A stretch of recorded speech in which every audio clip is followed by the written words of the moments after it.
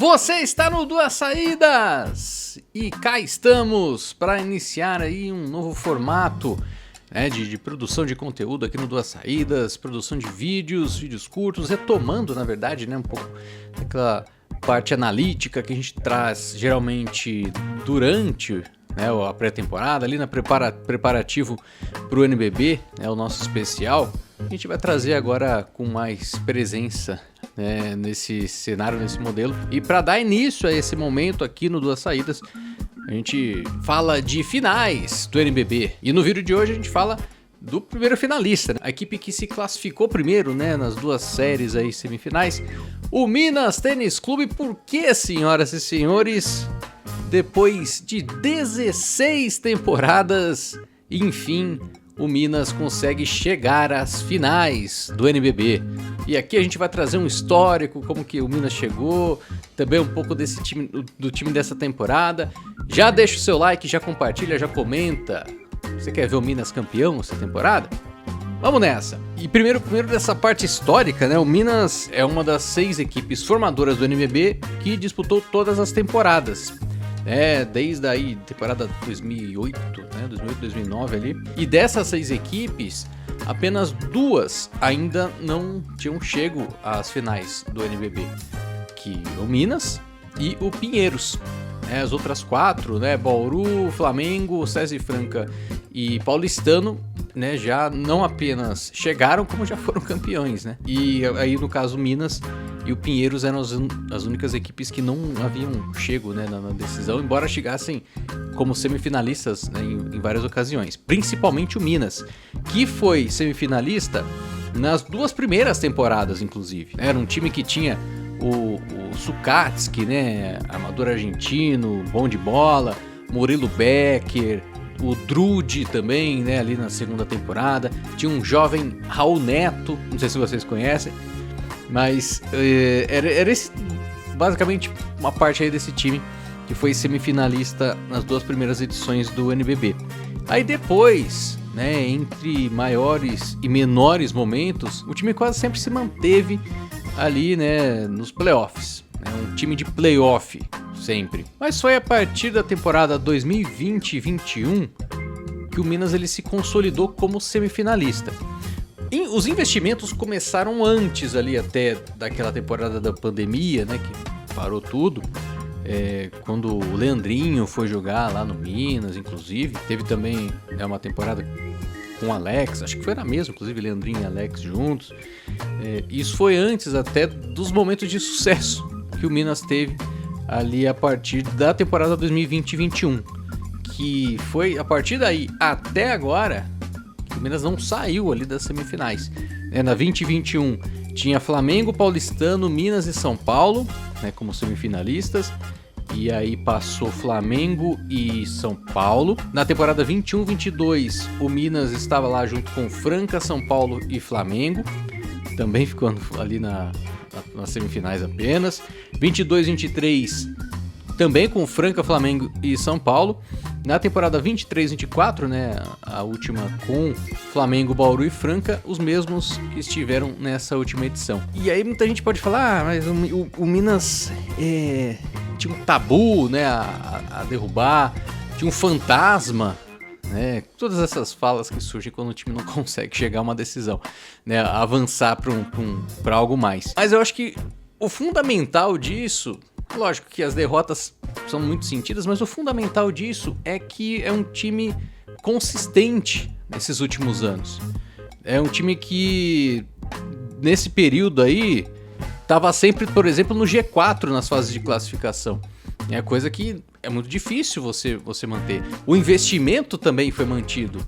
E a gente sabe também da dificuldade de se manter investimentos, a não ser que você seja o Flamengo ou o Franca, isso oscila bastante. O Minas conseguiu também manter essa pegada e sempre montar times interessantes, que chegavam pesado assim, para a reta final. Mas nem sempre, ou nunca, na verdade, conseguiam chegar à grande decisão.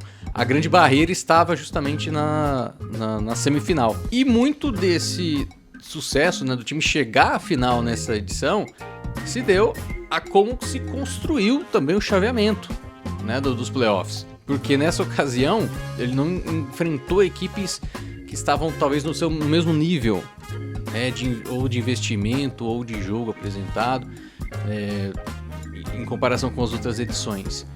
Porque teve uma que o Minas caiu para Franca, outra caiu para o Flamengo, outra caiu para o São Paulo, que eram investimentos altos também, né? E nessa ocasião o Minas ele conseguiu, bom, primeiro a partir de uma ótima primeira fase, que o time conseguiu manter uma regularidade, com apenas 5 derrotas, terminou em primeiro lugar e aí calhou, né, de ter um chaveamento mais favorável.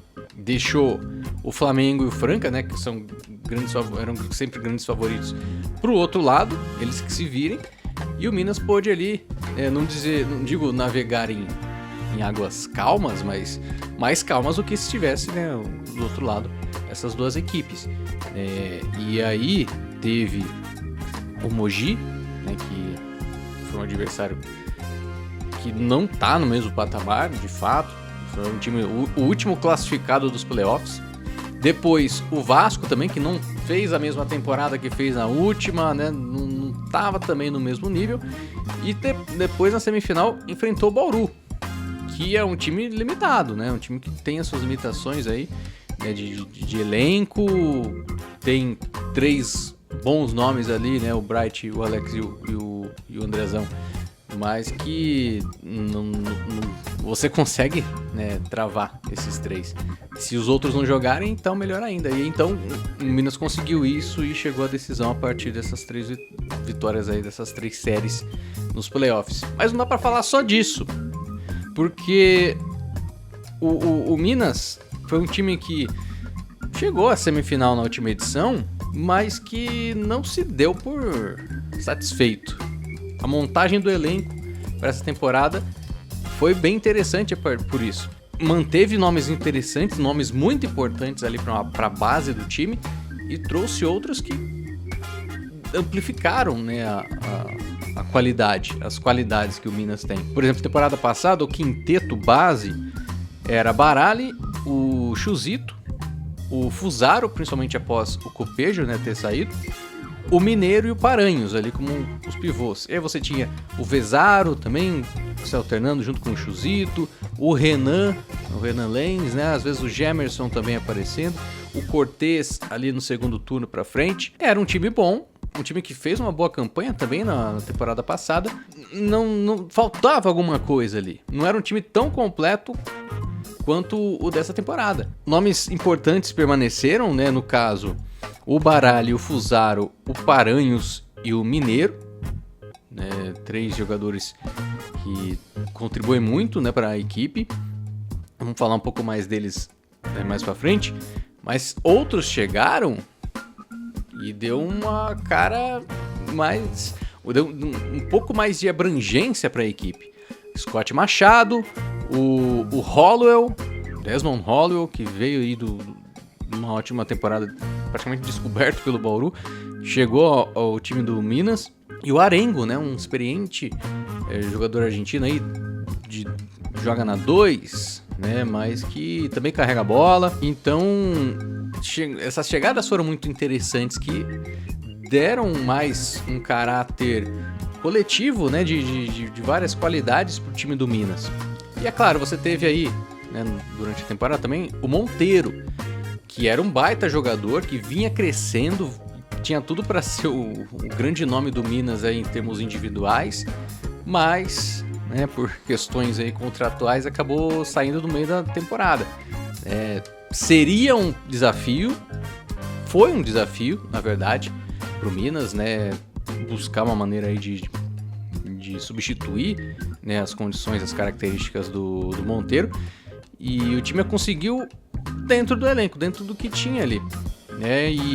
E aí o jogador fundamental para isso, eu penso, foi o Fusaro. Assim como na temporada passada, quando o Copejo saiu, o Fusaro com a saída do Monteiro, ele ganhou um pouco mais de protagonismo também para contribuir para a equipe. E para além do Fusaro, o trio Baralli, Scott Machado e Arengo é fundamental assim pro Minas, né? Porque o Baralli é, ao meu ver, o principal jogador dessa equipe. Tem aí a característica ali de armação, né, de buscar o jogo para os seus companheiros, mas também sabe fazer a cesta, né, tem um bom arremesso de fora também.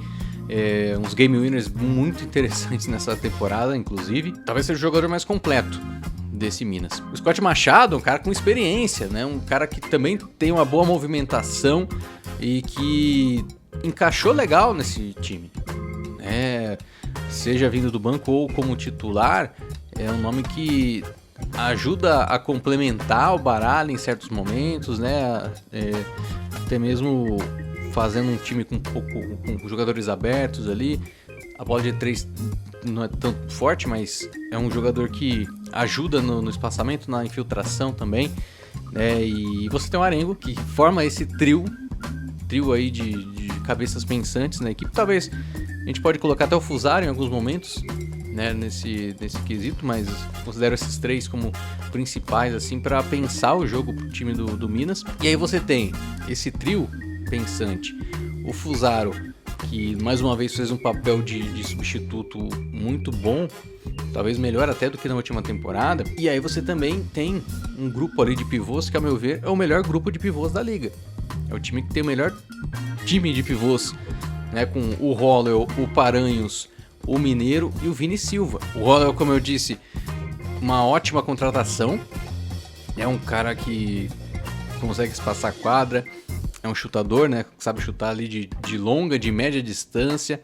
Tem também uma presença de garrafão.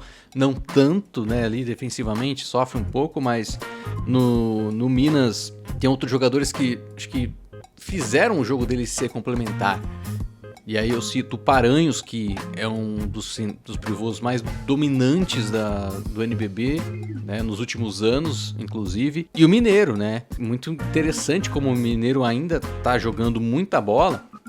Na 4, na 5, às vezes até quando o Léo Costa opta jogar com 3 pivôs ali, um time mais alto também, ajuda muito a reduzir o volume, né, de jogo interno das equipes adversárias. Então é bem interessante, né, esse grupo e como que esse grupo favorece ou permite ao Léo Costa fazer essas variações táticas dentro da partida.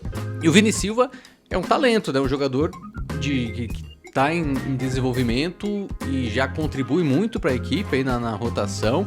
É um nome bem interessante, ele junto com o Yuri Netune, né, 2 destaques aí da LDB e que já compõem muito bem o elenco e contribuem. O Yuri, principalmente após a saída do Monteiro, né, se tornando aí uma segunda opção para um ala de fato, assim, como o Fusaro. E o Vini Silva ali, né, jogador de garrafão, principalmente na 4, né, jogando na 4 como substituto do Hollowell. E aí, junto com tudo isso, ou a partir de tudo isso, ou por isso, por tudo isso, eu considero que o principal ponto forte assim que o Minas tem é a força coletiva da equipe. É um time que tem aí essa capacidade de todo o elenco contribuir. Muitos jogadores, inclusive um elenco grande que presta a sua contribuição. Só você ver ali nas estatísticas, né, do NBB, porque muitas equipes têm um cara que puxa, né, o jogo, que é aquele cara com maior índice de eficiência, com maior pontuação. Você vai no time do Minas e aí você vê que 6 jogadores, tirando o Monteiro, 6 jogadores têm ali o índice de eficiência acima de 10, né, entre 10 e 11. 6 jogadores têm praticamente a mesma condição de eficiência, ou seja, o time como um todo ele tem essa eficiência, é um time com essa regularidade.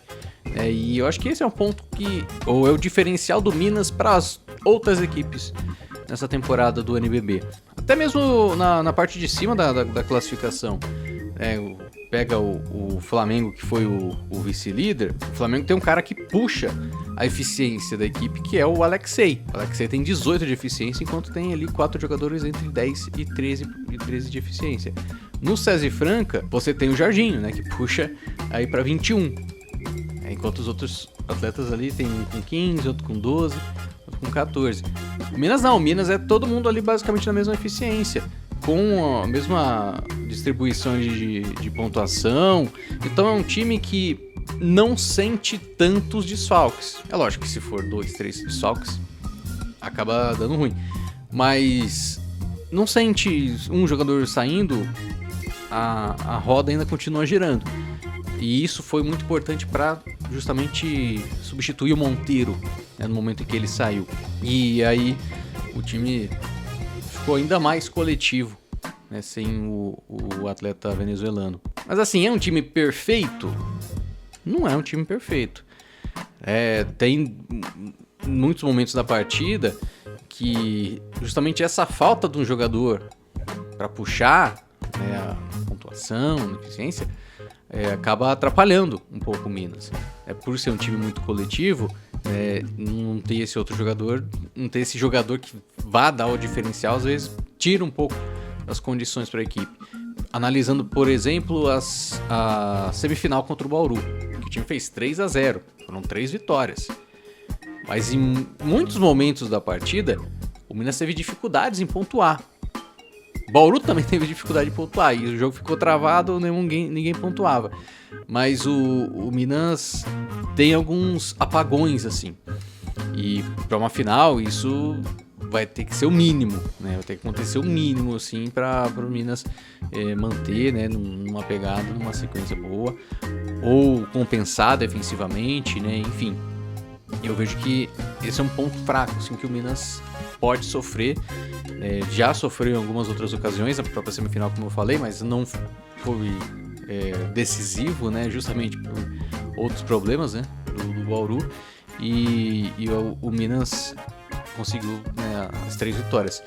Mas aí você vai para uma final, é outro nível, é time ali que estava na parte de cima junto com o Minas, então é algo a tomar muito cuidado, né? O time tem que ter um índice de efetividade ofensiva muito alto, assim, para não correr riscos ao longo da série aí de finais.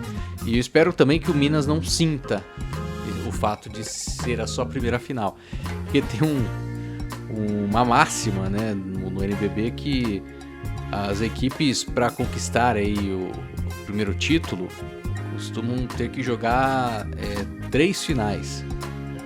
Isso aconteceu com o Bauru, isso aconteceu com o Paulistano, e isso aconteceu com o Franca, né? Tirando aí Flamengo e Brasília, né, que foram as equipes lá no começo, mas isso aconteceu com essas 3 equipes. As 3 equipes fora Flamengo e Brasília que venceram o NBB.